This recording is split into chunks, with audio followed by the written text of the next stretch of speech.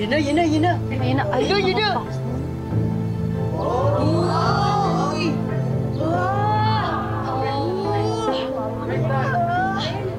Grabe!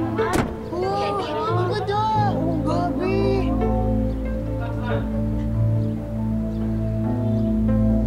Magandang umaga ho sa inyong lahat.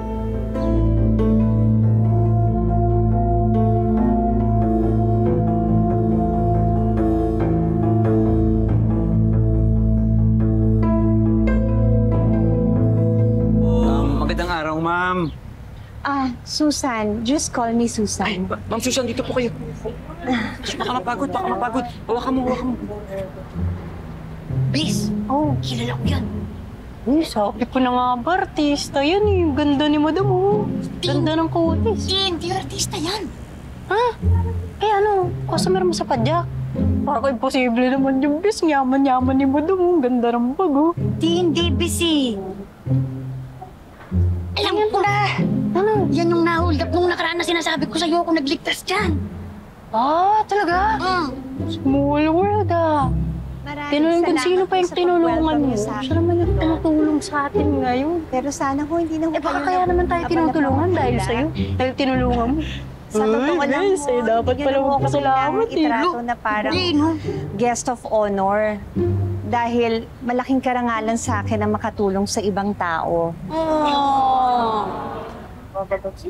It's a privilege for me na makapag-share ng...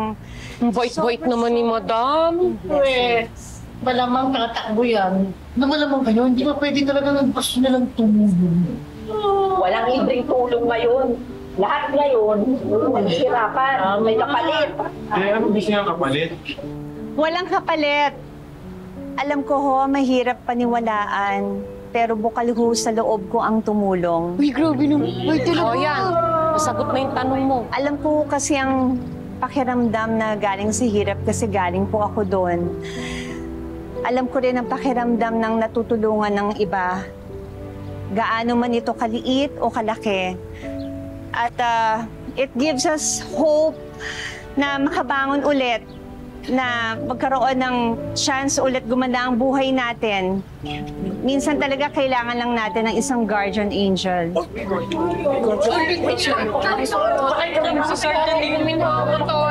Isang guardian angel that will remind all of us that there will always be opportunity for us to succeed in life.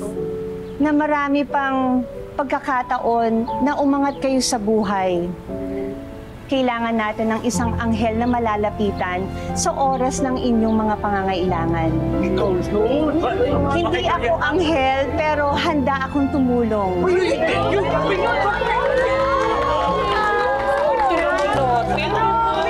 Napakaganda po yung sinabi ninyo.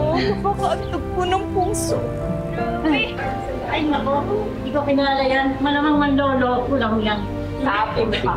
Ito naman kayo, basta ako. Kay Susan! Susan!